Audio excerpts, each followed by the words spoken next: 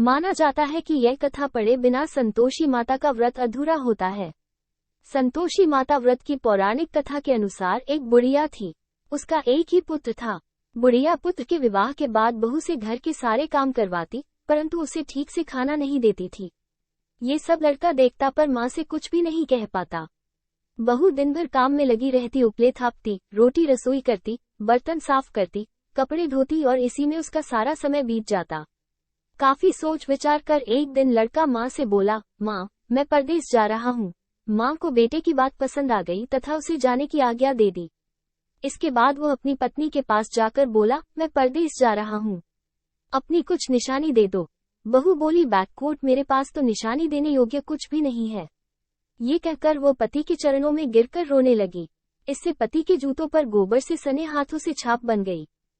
पुत्र के जाने बाद सास के अत्याचार बढ़ते गए। एक दिन बहू दुखी हो मंदिर चली गई।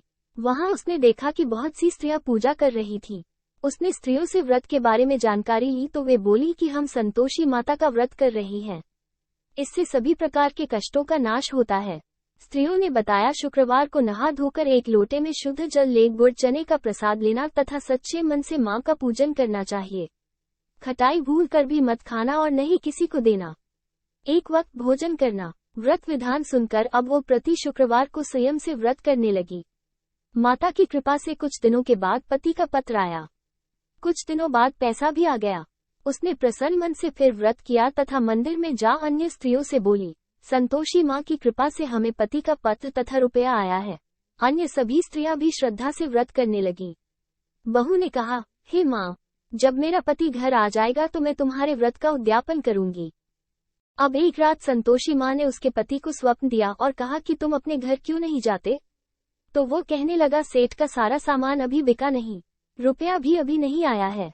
उसने सेठ को स्वप्न की सारी बात कही तथा घर जाने की इजाजत मांगी, पर सेठ ने इनकार कर दिया। माँ की कृपा से कई व्यापारी आए, सोना चांदी तथा अन्य सामान खरीद कर ले गए। कर्जदार भी रुपया लौटा गए। अब तो साहूकार ने उसे घर जाने की इजाजत दे दी। घर आकर पुत्र ने अपनी माँ व पत्नी को बहुत सारे रुपए दिए।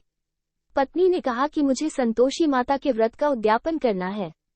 उसने सभी को न्योता दे उद्यापन की सारी तैयारी की। पड़ोस की एक स्त्री उसे सुखी देख ईर्ष्या करने लगी थी।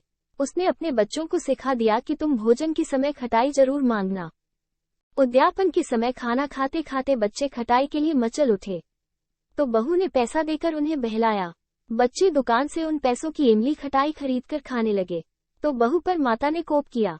राजा के दूत उसके पति को पकड़कर ले जाने लगे, तो किसी ने बताया कि उद्यापन में बच्चों ने पैसों की इमली खटाई खाई है। तो बहू ने पुनः व्रत के उद्यापन का संकल्प किया। संकल्प के बाद वो मंदिर से निकली तो राह में पति आता दिखाई दिया। पति बोला, इतना धन जो कमाया है उसका कर राजा ने मांगा था। अगले शुक्रवार को उसने फिर विधिवत व्रत का उद्यापन किया। इससे संतोषी माँ प्रसन्न हुई। 9 माह बाद चांद सा सुंदर पुत्र हुआ।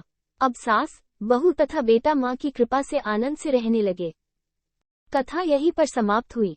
वीडियो अच्छी लगी हो तो चैनल सब्सक्राइब कर लेना, बेल आइकन दबा लेना, लाइक, कमेंट और शेयर करना बिल्कुल मत भूलना। धन्यवाद।